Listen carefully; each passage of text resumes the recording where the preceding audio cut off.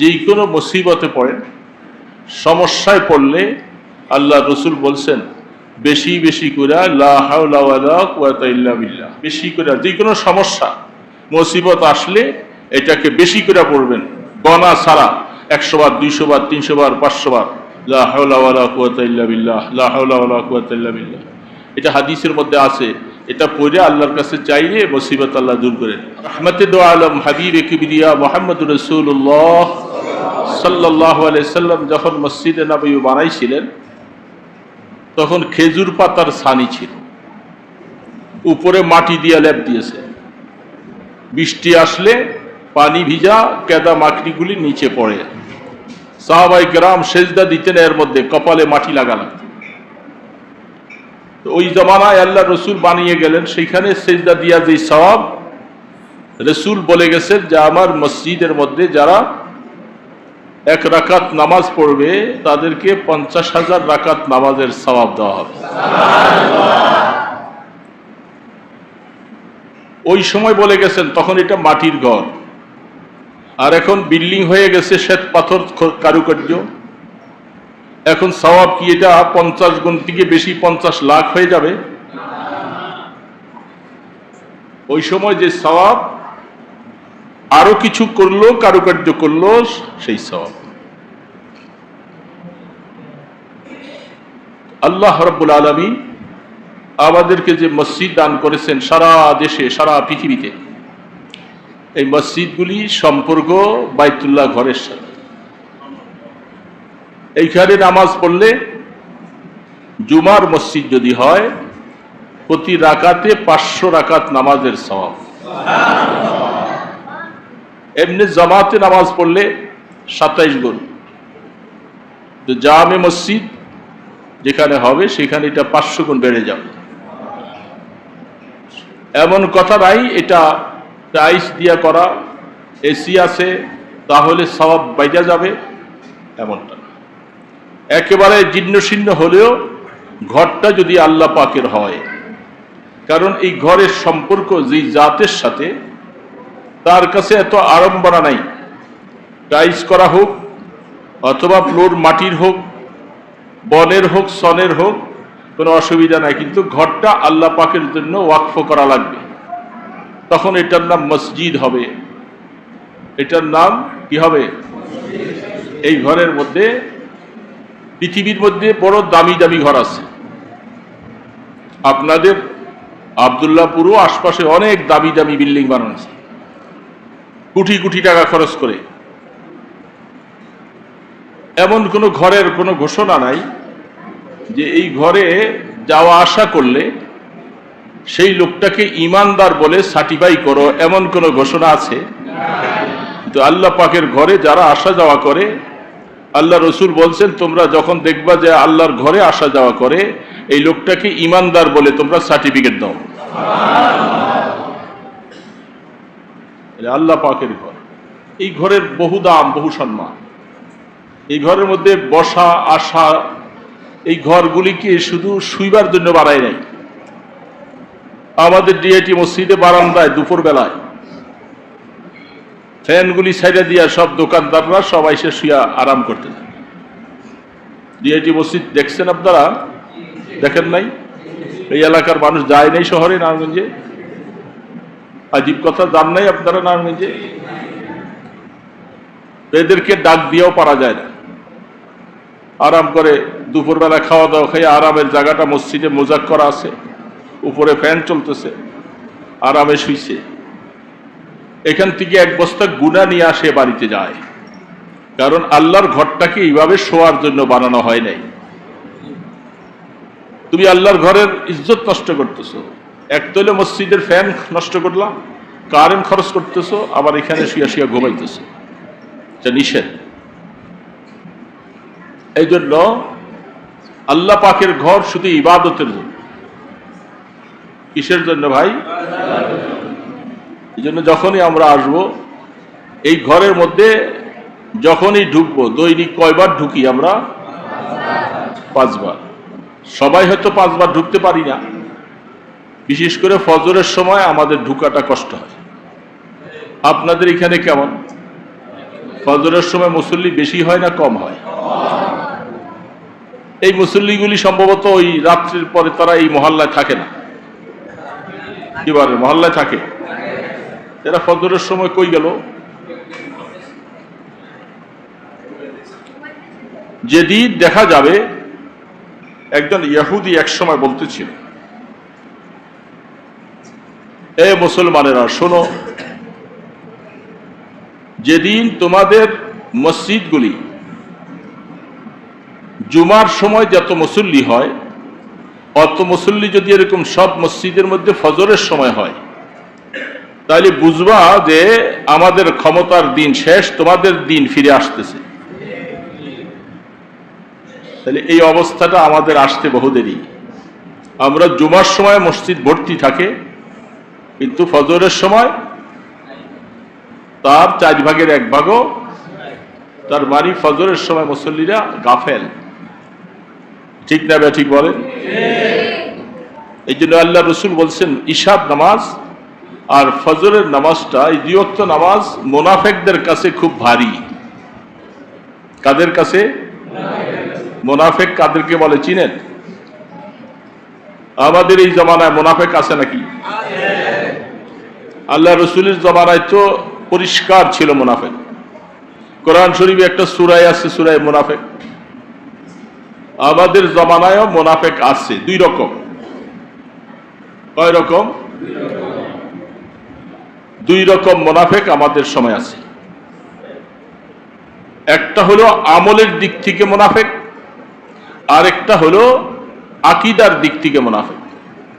আকীদা কি জিনিস? এটা দিলের সাথে সম্পর্ক।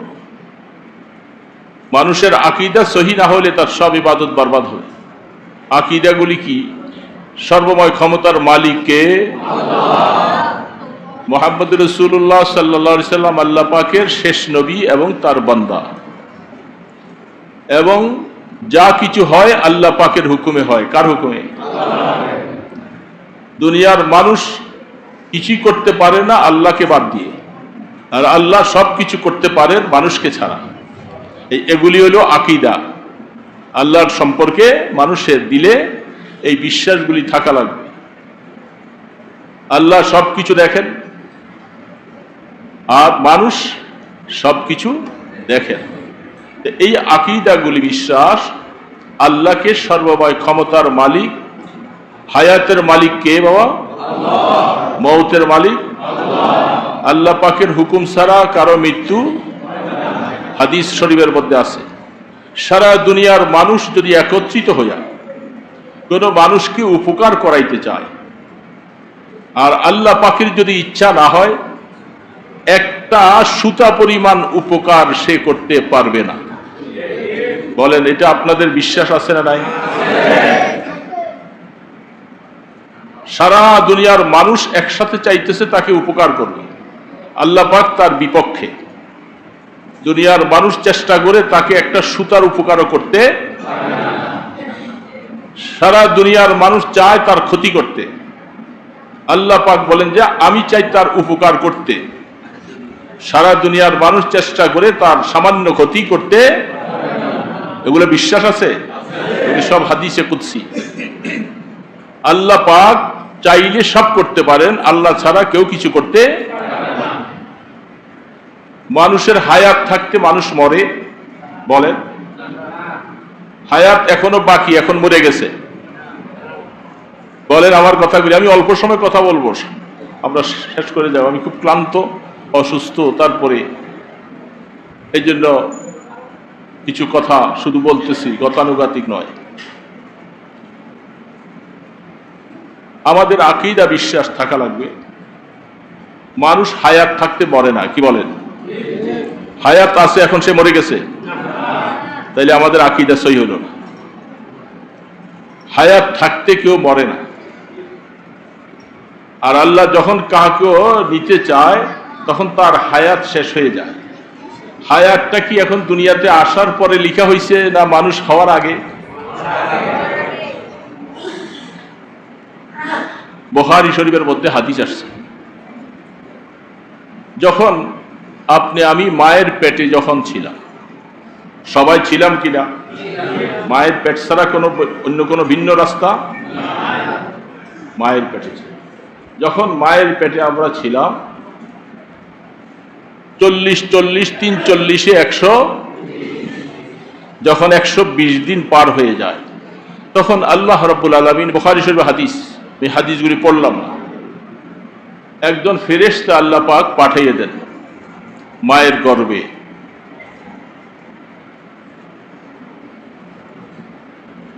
হাদিসের মধ্যে 2 রকম আছে। কিছু মাটি নিয়া মা বাবার বীর্যটার সাথে মিক্স করে দেয়। আমরা মাটির তৈরি না, মা বাবার বীর্যটার সাথে মিক্স করে দেয়, দিয়া 4টা জিনিস লিখে দেওয়া হয়। কয়টা? এই লোকটা, এই ছেলেটা বা মেয়েটা, ছেলে হোক বা মেয়ে হোক, ছেলে আর মেয়ে কে বানায়? মেয়ে হলে বাবা নারাজ হয়ে যায়, মা নারাজ হয়ে যায়, দাদা দাদি নারাজ হয়ে যায়, কেন মেয়ে সন্তান প্রসব করলো। অনেক সময় বউকে তালাকও দিয়ে দেয়। 2টা 3টা মেয়ে বাচ্চা পৃথিবীতে আসলে স্বামী এখন আর রাগ করে বাড়িতে যায়, মেয়ে কাল জন্ম দিছস, দেখি মা বাবার হাতে আছে কিছু? মেয়ে দেওয়ার মালিক কে? ছেলে দেওয়ার মালিক ইয়াহাবু লিমান ইয়াশাউ ইনাসা ওয়া ইয়াহাবু লিমান ইয়াশাউ যুকুর। আল্লাহ পাক বলেন, আমি যাকে চাই পুত্র সন্তান দেই, যাকে চাই মেয়ে সন্তান দেই, আর যার ব্যাপারে আমি সিদ্ধান্ত নেই তাকে কোনো সন্তানই দেই না। এরকম মানুষ আছে না নাই? কত চেষ্টা, কত তাবিজ, কত করা হইতেছে, কারণ তার তকদিরে সন্তান লিখা। এই সন্তানটা আমরা যখন মায়ের গর্ভে ছিলাম তখন লেখা হয় এর হায়াত কতদিন হবে, জমিনে যাওয়ার পরে কতদিন আমি হায়াত পাবো, এটা ওই সময় লিখে দেওয়া হয়। 2 নম্বর, মৃত্যুটা কবে হবে, সে কবে মৃত্যুবরণ করবে, কোথায় দাফন হবে, ওইখানের কিছু মাটি তার সাথে মিক্স করে দেওয়া হয়। এই লোকটা দুনিয়াতে যাওয়ার পরে সে কি মুসলমান হবে, মানে জান্নাতি হবে না জাহান্নামী হবে? কয়টা হলো? কয়টা? এই লোকটা কি সে জান্নাতি না জাহান্নামী, এটা লিখে দেওয়া হয়। দুনিয়াতে যদি তার জন্য আল্লাহ পাক জান্নাতি লিখে দেওয়া হয়, দুনিয়াতে আসার পর আপনি ঈমান আনবেন, নামাজ পড়বেন, জান্নাতের কাজ আপনার দ্বারা আল্লাহ করাই নিবে, আপনি জান্নাতে চলে যাবেন। আর যখন তকদীর খারাপ হবে, তার জন্য লেখা হয় এই লোকটা জাহান্নামে যাবে, সে ঈমানও আনবে না, মোরতাদ হয়ে যাবে, কাফের মুশরিক থাকবে, তখন তার নামে লেখা সে মৃত্যুর পরে কোথায় যাবে? জাহান্নামে। তাহলে কতদিন হায়াত এটাও লিখে দেওয়া হয়, মৃত্যু কবে হবে সেটাও। তাহলে হায়াত থাকতে কেউ মারা, বুঝা শুই না বললেন কথাটা। তাহলে আপনাদের এই দিকে আছে মনে হয়, আছে। আমি শহরের কথা বলি, অল্প বয়সে 30-40 বছর, 35 বছর, 22 বছর এরকম বয়সে মারা যায় কি যায় না মানুষ? মারা গেলে একটা ব্যানার লেখে, মোহাম্মদ বাবুল মিয়া, তার অকাল মৃত্যুতে আমরা সকলে শোকাহত। কোন মৃত্যু? অকাল মৃত্যুটা তার 22 বছর বয়সে হয়ে গেছে, তাহলে তার মৃত্যুটার কাল হয় নাই, অকালে সে মারা গেল। কিসে মারা গেল? অকালে, মানে কি কাল এখনো, তার মৃত্যু হওয়ার সময়। এই কথাটা শিরকি কথা, বলে নাউজুবিল্লাহ। আপনাদের দেশে লেখে কি লেখে না? আজকের থেকে মনে রাখবো,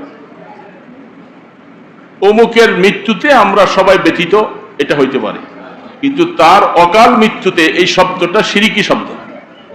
তার মানে হলো তার এখনো মৃত্যুর সময় হয় নাই, সে মৃত্যুর সময় হওয়ার আগেই মরে গেছে। তাহলে আল্লাহ পাকের কথার উপরে ঈমান হারা হয়ে যায়। আল্লাহ পাক বলে, যখন তার হায়াত যতদিন ছিল অতদিনই রাখছি, হায়াত শেষ হয়ে গেছে তাকে আমি 22 বছরে হায়াত দিছি। তার হায়াত 30 বছরে ছিল, কিন্তু হায়াত থাকতে তাকে আমি উঠাইয়া, সে আমার থেকে হায়াত নিয়ে আসছে এতদিন। তাহলে আপনারা যে বলতেছেন অকাল মৃত্যুবরণ করেছে, তাহলে কথাটা ঠিক না ব্যাঠিক? তার মৃত্যুর কি কাল হয়েছে কি হয় নাই? এটা আকীদার ব্যাপার। হাসতে হাসতে আমাদের অনেক ভুল হয়ে যায়, অনেক শিরিক হয়ে যায়। আল্লাহ পাক শিরিকের গুনাহ মাফ করবেন। এটা আল্লাহর উপরে একটা ধাক্কা দেওয়া হয় যে আল্লাহ তুমি আমার ছেলেটার হায়াত থাকতে তারে নিয়ে গেলা, কি করলাম? ছেলেটা কামাই রোজগার করতেছে, মাত্র বাবাকে কামাই করে খাওয়াবে, কত আশা ভরসা, এমন সময় ছেলেটা চলে গেছে। তখন বলে যে আল্লাহ আমার এই উপযুক্ত ছেলেটা লয়ে গেলা তুমি। তাহলে এই কথাটা বলা মানে কি আল্লাহ জুলুম করছে? নাউজুবিল্লাহ। কি করছে আল্লাহ? আল্লাহ কি জুলুম করেন কোনদিন? বলেন সবাই। এই কথা যদি কেউ মনে করে যে আল্লাহ একটা চুল পরিমাণ জুলুম করছে, সাথে সাথে ঈমান থেকে বের হয়ে যায়। আল্লাহ কারো উপরে জুলুম, এগুলি আকীদা, বিশ্বাস রাখার বিষয়। তাহলে আল্লাহ পাক যখন কাহাকেও দুনিয়াতে পাঠাবেন এইভাবে সিদ্ধান্ত দেন। তো বলতেছিলাম, দেখেন আল্লাহ পাকের কুদরত। আফরাইতুম মা তুমনুন আনতুম তাখলুকুনাহু আম নাহনুল খালিকুন। আল্লাহ পাক বলতেছেন, তোমরা মা বাবা একসাথে মিলা, মায়ের বুকে থাকে তার বীর্যটা, বাবার বীর্যটা থাকে পিঠে। মিন বাইনি সুলবি ওয়াত তারাই, আল্লাহ পাক কোরআনে বলে দিয়েছেন, মায়ের বীর্য বুকে, বাবার বীর্য বলেন না কোথায়? এটা কোরআন বলতেছি, কোরআন, দুনিয়ার কোন বৈজ্ঞানিকের কথা নয়। কার কথা? কোরআন। এই যখন মা বাবার বীর্যটা যখন সেখান থেকে ক্ষরণ হইয়া একসাথে মিশার পরে আল্লাহ পাক যদি এর দ্বারা দুনিয়ার মধ্যে কোনো সন্তান পাঠাইবার সিদ্ধান্ত নেন, তখন আল্লাহ রাব্বুল আলামিন মায়ের পেটের মধ্যে সন্তানটাকে কিভাবে বানায়, বহুত বড় কঠিন মাসালা। বাবা হইতে যাইয়া বেশি সময় লাগে নাই, কিন্তু মা হওয়ার জন্য বহুত কষ্ট করা লাগে। ঠিক না ভাই? ঠিক বলে। 5 মিনিটের ভিতরে আপনি বাবা হয়ে যান। আমার কথা বোঝার চেষ্টা করেন। 5 মিনিটে স্বামী স্ত্রী মিলামেশা করলেন, আপনার থেকে যে বীর্যটা ক্ষরণ হয়েছে এটা মায়ের রেহেমের মধ্যে পৌঁছে গেলে বাস আপনার জিম্মাদারি খালাস। কিন্তু মায়ের পেটে এই বীর্যটা থাকার পরে আস্তে আস্তে করে বড় হইয়া 9 মাস 9.5 মাস পর্যন্ত মার পেটে কত কষ্ট, তারপরে দুনিয়াতে আসার জন্য আমাকে দুনিয়াতে পাঠাইতে যাইয়া কত কষ্ট মা করলেন। এই জন্য 5 মিনিটে বাবা হওয়া যায়, 1 বছরও মা হওয়া যায় না। ঠিক না ভাই? ঠিক বলে। মা হতে অনেক কষ্ট, দুঃখ তো লাগে অনেক সময়, কিন্তু সেই মাকে আমরা অনেক সময় গালি দেই, মার হক আদায় করি না, মার চুল ধরে টান দেই। এরকম সন্তানও পৃথিবীতে, ওরা সন্তান নামের কলঙ্ক। ওদের ঠিকানাটা জাহান্নাম হবে। নামাজ পড়লে, তাহাজ্জুদ পড়লে, হজ পড়লেও কাজে আসবে না যদি এরকম মা বাবাকে কষ্ট দেয়। কোথায় যাবে? কোথায়? তো আল্লাহ পাক বলতেছে, আফরাইতুম মা তুমনুন, তোমরা দুইজনে, মা বাবা দুইজনের বীর্য একসাথে মিললেই কি সন্তান হয়ে গেল? সন্তান কি তোমরা বানাইছো না আমি বানাইছি? আল্লাহ বলে, কে বানাইছে? আনতুম তাখলুকুনাহু আম নাহনুল খালিকুন, তোমরা বানাইছো না আমি আল্লাহ বানাইছি? আল্লাহ প্রশ্ন করে, আপনি জবাবে কি বলবেন? কে বানাইছে? দেখেন, বানাইতে যাইয়া মাঝে মধ্যে আল্লাহ পাকের কুদরতের কথাগুলি একটু শোনা দরকার। তাহলে ঈমান তাজা হয়, আমল করতে ভালো লাগে। আচ্ছা, এই পৃথিবীটা আদম আলাইহিস সালাম থেকে এই পর্যন্ত কত হাজার বৎসর পার হয়ে গেছে। সেই সময় থেকে আল্লাহ পৃথিবীতে মানুষ বানানো শুরু করছে। এ পর্যন্ত কত হাজার কোটি, কত মিলিয়ন ট্রিলিয়ন বানাইছেন, হিসাব। এখন বর্তমানে সারা পৃথিবীতে যারা হিসাব করছে তারা বলে প্রায় 800 কোটি মানুষ। এই 800 কোটি, এর মধ্যে মুসলমান আমরা 150 থেকে 200 কোটি, আর বাকি সব ইহুদি, নাসারা, কাফের, মুশরিক, বেঈমান। এই সমস্ত মানুষগুলাকে আপনি হিসাব করেন তো, এই 800 কোটি মানুষের মধ্যে চেহারা কি 800 কোটি রকম না একরকম? চেহারা একরকম খুঁজে পাবেন পৃথিবীতে? আল্লাহু আকবার। আল্লাহ পাক বলে যে আমি কত বড় স্রষ্টা, কত বড় খালেক। এ গোলাম, একটু চিন্তা করছো? তোমার গ্রামে কয়েক হাজার মানুষ, একটা মানুষ আমি একরকম বানাইছি, দুইজনকে একটু দেখাও। পাইবেন না? পাবেন? তখন আল্লাহ পাক বলে যে দেখো আমার কুদরতের কি সিস্টেমটা দেখো। আমি তোমাকে একটা মাথা দিছি, এই মাথাটার মধ্যে দেখো কতগুলি কাজ করছি আমি, কিন্তু সব জায়গার মধ্যে করি নাই। মাথাটা তো ব্রেন দিয়েছি, মাথার মধ্যে 2টা চোখ রাখছি, 2টা কান দিছি, নাকে 2টা ছিদ্রি দিছি, দাঁত দিয়েছি, জিহ্বা দিয়েছি, 2টা ঠোঁট দিয়েছি। এগুলি সব কিছু কোথায় দিছি? বলেন কোথায় দিছে? শুধু একটা মাথায়। একটা মাথার মধ্যে আল্লাহ পাক কতগুলি যন্ত্র বসাই দিছে। সেই তুলনায় শরীরের অন্যান্য অঙ্গের মধ্যে এত যন্ত্র আছে? কত বড় কারিগর আল্লাহ পাক কিতাবের মধ্যে লিখছেন, আজীব হালাত। তোমরা আল্লাহ বুঝো না, আল্লাহকে বাদ দিয়া কাকে পূজা করো? আল্লাহকে তোমরা চিনতে পারো নাই। নাস্তিকেরা বলে দেয়ার ইজ নো গড, আল্লাহ বলতে কেউ। চক্ষুটা বানাইছেন আল্লাহ। কোরআন শরীফে আয়াত পড়লে দেরি হয়ে যাবে, বললাম। বলে যে আমি তোমাকে 2টা চক্ষু দিছি। কি কুদরতি ভাবে চক্ষুগুলি দিছি, তুমি চিন্তা করছো? শুধু দিন দিন কেবল বড় হইতেছো, খাইতেছো আর ঘুমাইতেছো। চক্ষু 2টাকে আমি সমানভাবে বানাই নাই, চেহারার মধ্যে সমানভাবে ফিট করে নাই। চক্ষু 2টা একটু গর্তের মধ্যে ফিট করছে। গর্ত আছে না নাই? এখানে একটা হাড্ডি আছে, এখানে আরেকটা হাড্ডি আছে। আল্লাহ পাক বলেন আমি সমান বানাইলে আমার বান্দা হঠাৎ করে আছাড় খাইয়া পড়িয়া, উষ্টা খাইয়া পড়িয়া প্রথম আঘাতটা চোখের মধ্যে লাগতো, তার চক্ষুটা যাইতেছে। হঠাৎ করে পড়ে যাওয়ার পরে তার আঘাতটা যেন চোখের মধ্যে না আসে, এই জন্য 2 পাশে 2টা তোয়াল দিয়ে হাড্ডি দিয়ে রাখছে। আঘাতটা পাইলে ওইখানে পাইবে, চক্ষুটা যেন নিরাপদ থাকে।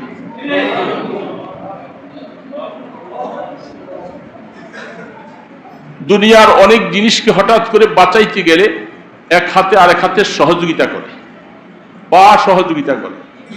কিন্তু হঠাৎ করে তোমার কোনো একটা কিছু ময়লা, কিছু জিনিস যদি চোখের মধ্যে পড়তে চায়, তুমি কি অর্ডার করতে হয় যে এই ধুলাবালি আসতেছে, চোখ তাড়াতাড়ি তুই বন্ধ হ? বলা লাগবে? কারো কথা বলা লাগবে না, অটোমেটিক চোখ বন্ধ হয়ে যাবে।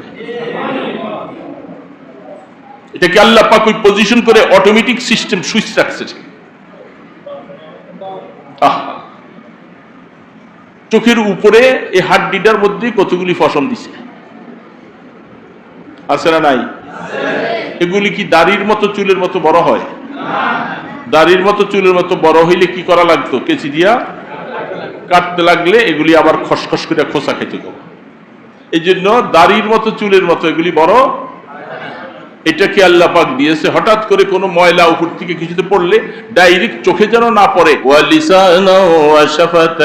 আল্লাহ কোরআন বলতেছি, আমি শুনতে যাওয়া যায় মানে কিচ্ছার মতো বলতেছে আল্লাহ, আমার আল্লাহ কোরআনে বলছে। আমি কি তোমাকে 2টা এরকম চক্ষু দেই নাই? আল্লাহ বলতেছে। আলাম নাজআল লাকুম আইনাইন, তোমাকে কি আমি একটা জিহ্বা দেইনি কথা বলার জন্য? দেখেন জিহ্বাটার পিছনে ভিতরে আর একটা ছোট জিহ্বা আছে, আছে না নাই? ওইটা নাই। এখন আপনি কথাটা বলেন দেখি, ওইটা ছোট কিন্তু সেটা যে কি সহযোগিতা করে, ওইটার সহযোগিতা সহ দুইটার সামঞ্জস্য মিলাইয়া আপনার শব্দটা বাইর হয়, নাহলে কথা বলতে পারবেন। আল্লাহ তাবারক ওয়া তাআলা বলেন, আমি তোমাদেরকে দুনিয়াতে আসার সময় দাঁত দেই নাই। ওই সময় দাঁত দিলে তোমার মায়ের দুধ খাইতে পারত না, মা কষ্ট পাইত। দাঁতগুলি আস্তে আস্তে পরে দিয়েছি। কত আদর, ছেলের দাঁত উঠছে, খুশি। এই দাঁতগুলাকে আল্লাহ পাক এমন ভাবে দিয়েছেন। মাঝখানে জিহ্বাটা সম্পর্কে আল্লাহ রসুল বলেন, দুইটা জিনিস তোমরা আমাকে জিম্মাদারি দাও, আর আমি রসুল তোমাদেরকে জান্নাতে যাওয়ার জিম্মাদারি নিব। সুবহানাল্লাহ। একটা হলো দুই ঠোঁটের মাঝখানে জিহ্বা, আর একটা হলো দুই রানের মাঝখানে লজ্জাস্থান। মান আজমান লি আসনাইন আজমানতু লাহুল জান্নাহ। জিহ্বাটা আমার হেফাজতে, আমার কথা মতো চালাও। লজ্জাস্থান আমার কোরআনের আদেশের বাহিরে ব্যবহার করো না, কিয়ামতের ময়দানে আমি রসুল তোমার জান্নাতে যাওয়ার জিম্মাদারি নিব। তার মানে এই জিহ্বাটার কারণেই যত ঝামেলা, মারামারি, কাটাকাটি, ও তালাক হয়ে যায়, ভাই ভাই বিচ্ছিন্ন হয়ে যায়, ইমাম মুয়াজ্জিনে বেশকম হয়ে যায়, ঝামেলা হয়ে যায়, বাপ ছেলে অসুবিধা, সমস্ত গন্ডগোল কে করে? কেটা? এই জিহ্বাটাকে কন্ট্রোল করো, আল্লাহ পাকের নির্দেশের বাহিরে চালাইও না। দেখবা দুনিয়ার মধ্যে তোমার কোনো শত্রু নাই, কোনো দুশ্মন নাই। মানুষ কথায় কথায় বলে বোবার কি নাই, কোনো শত্রু। কারণটা কি? সে মুখ দিয়া কাউকেও তিক্ত করে না, মানুষকে গালি দেয় না, মানুষের গীবত করে না, সাদাসিধা মানুষ। এই জন্য এই জিহ্বাটা সে যেন সীমা লঙ্ঘন না করে। আল্লাহ পাক দাঁত দিয়ে একটা বেড়া দিছে, সামনে ঠোঁট দিয়ে আরেকটা বেড়া দিছে। বলে যেটা কি তুমি এদের নির্দেশ ছাড়া যদি যখন তুমি জিহ্বা বেশি চালাও, মাঝে মধ্যে তোমাকে কামড় দিয়ে একটু শিক্ষাও দেয়। দাঁত জিহ্বার মধ্যে কামড় দেয় কি দেয় না? উফ করে চিৎকার করে, কেমন একটা কষ্ট, অথচ তাকে পাহারাদারি করতেছে সে।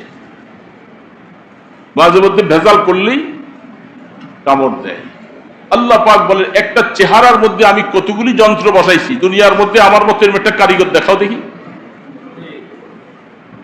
কান দিছি, চোখ দিছি, নাক দিছি, রাত্রে মশারি খাটাইয়া কেউ মশারি ছাড়া আরামে শুই। মশারি খাটাইল তো যদি কিছু পিঁপড়া মশারির ফাঁকি দিয়া ঢুকতে পারে কি পারে না? পারার পরে এই পিঁপড়াটা যদি কানের ভিতরে ঢুকে যায়, আরামের ঘুম কি হয়ে যাবে? চিৎকার করা শুরু করবে, ডাক্তারের কাছে দৌড়াবে, হায় কানে কি গেল কি গেল, এই কামড়াইতে আছে, জান বাইরিয়া যায়। আল্লাহ পাক বলে, বান্দা, এই আল্লাহর এই কথাগুলি শুনাইতে হয় ঈমান তাজা হওয়ার জন্য। তুমি যে নাক ডাইকা ঘুমাইলা, কানের ছিদ্রি কি বন্ধ রাখছো? নাকের ছিদ্রি বন্ধ রাখছো? এটা তো খোলা, একটা পিঁপড়া ঢুকাই দিতে পারতাম। তুমি নাক ডেকে ঘুমাইতেছো, আমি ফেরেশতা পাঠাই দিছি যে এ ফেরেশতা, আমার বান্দা ঘুমাইতেছে, আমার বান্দা আমার হুকুম পালন করে ঘুমাইছে, তুমি পাহারাদারি করো যেন পিঁপড়া ঢুকে যেন তার কানটাকে ডিস্টার্ব না করে। আহা, আমরা তো টের পাইতেছি না, নাফরমানি করে ঘুমাইয়া থাকি। ফেস দেখা দেখা আজে বাজে ছবি, কোথায় কোন মেয়ের সাথে কোন ছেলে কি করতেছে, এগুলি সব দেখি আর কাল ঘুমাইতেছে। এটা এক পাশে পড়া থাকে, আস্তে ঘুমাইসা যায়। ঠিক না বেঠি? কিন্তু তোমাকে পাহারাদারি করতেছে আমার ফেরেশতারা, তুমি টের পাইতেছ। এই জন্য কেমনে তুমি নাফরমানি করো, কেমনে করো? এই জন্য দোস্ত, আল্লাহ পাকের এই নেয়ামতগুলি পাওয়ার পরে নাফরমানি করো না, নাফরমানি করো না বাবা। আল্লাহকে একটু সেজদা দাও। নামাজটা না পড়ে ঘুমাইও না, এসব নামাজ না পড়ে বাহিরে আড্ডা দিলা, আড্ডাইয়া খাওয়া দাওয়া খাইয়া শুইয়া পড়লা, কোথায় এসা চলে গেল? এটা কি আমাদের ঠিক করতেছি আমরা? আল্লাহ কি খুশি হয় না বেজার হয়? এই জন্য আল্লাহকে নারাজ করা যাবে না। দোস্ত, এই যুবক বাবাজিরা, আল্লাহ পাক আমাদেরকে এমন সুন্দর একটা ইসলাম দিয়েছে, পৃথিবীর মধ্যে ইসলামের বেশি সুন্দর পৃথিবীতে কোন ধর্ম আছে নাকি? আল্লাহু আকবার। ইসলাম ধর্ম সবচেয়ে দামি ধর্ম, একমাত্র ধর্ম আল্লাহর কাছে ইসলাম। যারা বুঝে তারা ইসলামে চলে আসতেছে, যারা বুঝে না, বহু বড় বড় দার্শনিক বিজ্ঞানিক, তারা আল্লাহ পাকের কুদরত দেখে দেখে মুসলমান হয়ে গেছে। এই জন্য ভাইরা, দোস্তরা, কথা আর সামনে বলবো না। আমরা এখানে যারা আসছি, আল্লাহর ঘরে আসছি, আল্লাহ আমাদেরকে আল্লাহর ঘরে আসার সুযোগ দিলেন। আমরা কি নামাজ 5 ওয়াক্ত পড়বো? বলেন তো বাবাজিরা, একটু হাত তুলে দেখান তো। মাশাআল্লাহ, আল্লাহ পাক দেখতেছেন। এই হাতগুলি কুদরতি ক্যামেরায় উঠে গেছে যে আল্লাহ, আমি তোমার ঘরে বসে আমি বলছি যে ইনশাআল্লাহ আমি নামাজ পড়বো না রে বাবা। জীবনের যত কিছু ভালো চাও, আমি একটু প্রথমেই বলছি, আল্লাহকে বাদ দিয়া তুমি কোনোদিন জীবনে সফলতা আনতে পারবা না। তোমার জীবনে যদি সফলতা চাও, আল্লাহকে ধরো, আল্লাহকে ধরো, তার কাছে কান্দো, তার কাছে চাও, দেখবা তোমার জীবনে সফলতা তিনি দিবেন। কত ছেলেরা বিদেশে যায়, আল্লাহ পাককে যদি বাধ্য রাখে, তার চাকরিতে বরকত হয়, কামাইতে বরকত হয়। আর যদি আল্লাহ নারাজ হয়ে যায়, হঠাৎ করে চাকরি চলে যায়, এ কামা থাকে না, অ্যাক্সিডেন্ট করে, কত ঝামেলা, কত অবস্থায় গেছে কামাই করার জন্য, কত খবর পেপারে খুলে দেখি, টাকা পয়সা সব হাওলাত করে ছেলে বিদেশ পাঠাইছে, ভালো কামাই করবে, বাস লাশ হইয়া ফিরে আসছে। এরকম কত আছে না নাই? এই জন্য সব কিছু আল্লাহ পাকের কাছে সুপর্দ করো। যেখানে যাইবা, আল্লাহ আমাকে কামাইয়ের মধ্যে বরকত দাও, আমার রিজিকে বরকত দাও, এইভাবে করে আল্লাহর কাছে দোয়া করবা, নামাজ পড়ে পড়ে দেখবা ইনশাআল্লাহ তোমার জীবনটা সুন্দর হয়ে যাবে। করবা তো ইনশাআল্লাহ? এই জন্য বাবাজিরা, কথা অল্প কয়েকটা কথাই বলছি, মনে রাখবো তো ইনশাআল্লাহ? আকীদা সহি রাখা লাগবে। আল্লাহ পাকের উপরে যত বেশি আল্লাহর কুদরতের আলোচনা করব, তত ঈমান তাজা হবে। আর আল্লাহ সর্বময় ক্ষমতার মালিক, তাকে বাদ দিয়া অন্য কোথাও যদি সাহায্য চাও, আল্লাহ নারাজ হবে। সাহায্য চাবো কার কাছে? গুনাহ যদি হয়ে যায়, আল্লাহর কাছে তওবা করব, আল্লাহ আমি ভুলে এই গুনাহটা করে ফেলছি, বেখেয়ালে আমার এই নামাজটা ছুটে গেছে, তাড়াতাড়ি নামাজটা কাজা করব, আদায় করে সময় মতো যে পড়তে পারলাম না, এই জন্য আল্লাহর কাছে মাফ চাই। পারবো না? ঘুমাইয়া রয়েছি, কেউ ডাক দেয় না, ফজরের নামাজটা কাজা হয়ে গেছে, উঠা তাড়াতাড়ি করে যদি সূর্য উঠে যায়, অজু করে ফজরের নামাজ 2 রাকাত সুন্নত, ফরজ 2 রাকাত পড়বে, আল্লাহর কাছে মাফ চাইবো, আল্লাহ নামাজটা সময় মতো পড়তে পারি নাই, তুমি আমারে মাফ করে দাও। পারবা বলতে এইভাবে? এইভাবে বলবো বাবা। দুনিয়ার কোনো কাজকর্ম করতে যাইয়া আমাদের নামাজ যেন ছুটে না যায়, নামাজ যেন ছুটে না যায় বাবা, এটা সবসময় খেয়াল রাখবো। আল্লাহ পাকের ঘরে বসছি, আল্লাহর কাছে দোয়া করব, আল্লাহ মওত পর্যন্ত যেন আমাদেরকে আল্লাহর ঘরের মেহমান বানান। যখন হাত তুলে আল্লাহর কাছে মাপ চাবো, আল্লাহ খুশি হয় যে আমার গোলাম আমার কাছে হাত তুলছে। মুসলমানরা হাত পাতবে কার কাছে? মুসলমান ছাড়া অন্যরা সব কিছু চায় তাদের বানানো অনেক কিছুর কাছে। আমরা সব সময় আল্লাহর কাছে যাব, 2 রাকাত নামাজ পড়ে আল্লাহর কাছে মন ভরে চাবো। অসুস্থ হয়েছেন, ছেলের অসুস্থ, মার অসুস্থ, ব্যবসায় অসুবিধা, 2 রাকাত সালাতুল হাজত নামাজ পড়লে আল্লাহর কাছে মন ভরে বলবো। দেখবেন যে আমার আল্লাহ আপনার দোয়া কবুল করে কিভাবে আপনার মুসিবত দূর করে দেয়। আস্তাগফিরুল্লাহ আল্লাযী লা ইলাহা ইল্লা হুয়াল হাইয়ুল কাইয়্যুম ওয়া আতুবু ইলাইহি। আস্তাগফিরুল্লাহ আল্লাযী লা ইলাহা ইল্লা হুয়াল হাইয়ুল কাইয়্যুম ওয়া আতুবু ইলাইহি। আস্তাগফিরুল্লাহ আল্লাযী لا إله إلا هو الحي القيوم وأتوب إليه لا حول ولا قوة إلا بالله العلي العظيم الحمد لله رب العالمين والصلاة والسلام على أشرف الأنبياء والمرسلين يا حي يا قيوم برحمتك نستغيث يا حي يا قيوم برحمتك نستغيث আয় আল্লাহ মেহেরবান খুদা দয়ালু খুদা রহমান রহিম মাওলা আমরা গুনাহ করেছি মাওলা গুনাহ করে করে আল্লাহ তোমাকে নারাজ করে ফেলছি আল্লাহ আয় আল্লাহ গুনাহ করলে তোমার রহমত থেকে নৈরাশ হই নাই আল্লাহ আল্লাহ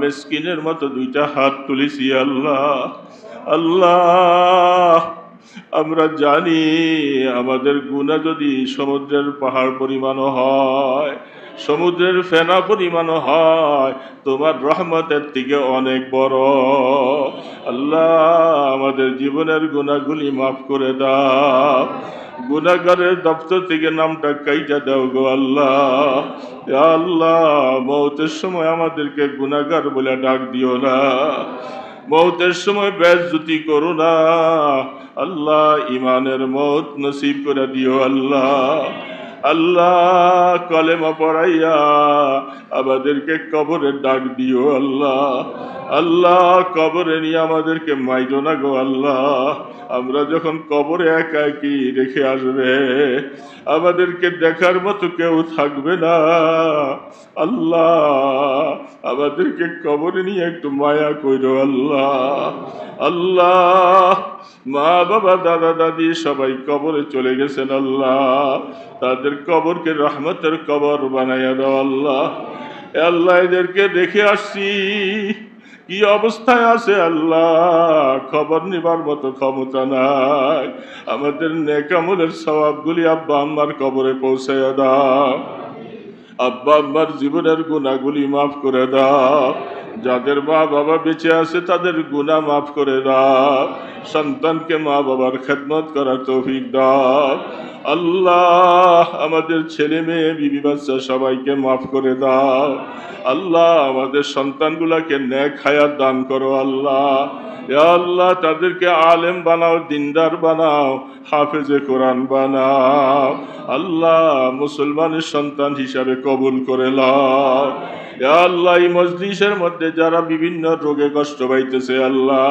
আল্লাহ আমাদেরকে শিফায়ে কামিলা নসিব করে দাও আল্লাহ ইয়া আল্লাহ যারা মুসিবতে আছে আল্লাহ তাদের মুসিবত দূর করে দাও আল্লাহ আল্লাহ প্রবাসের মধ্যে যদি কেউ মুসিবতে পেরেশানিতে থাকে তার পেরেশানিগুলি দূর করে দাও আল্লাহ ইয়া আল্লাহ এলাকার মধ্যে রহমতের হাওয়া নাজিল করো আল্লাহ আল্লাহ কঠিন রোগে আক্রান্ত করে দিও না আল্লাহ মওত পর্যন্ত আপনার ঘরে আইসা আপনাকে সেজদা দেওয়ার তৌফিক দিয়েন আল্লাহ ইয়া আল্লাহ এই ইসলাহি মাহফিলকে কবুল করে নাও আল্লাহ ইয়া আল্লাহ একে জরিয়া করে আল্লাহ আমাদের ঠিকানাটা তুমি জান্নাতের বাসিন্দা হিসাবে কবুল করে নিও আল্লাহ ইয়া আল্লাহ যার মনে যত পেরেশানি আছে আল্লাহ সব দূর করে দাও আল্লাহ আয় আল্লাহ যারা এই মাহফিলে সহযোগিতা করেছে আল্লাহ সবার দানকে কবুল করে নাও ইয়া আল্লাহ মাদ্রাসার জন্য কিছু হাত পাচ্ছি আল্লাহ তোমার বান্দারা যারা দান করেছে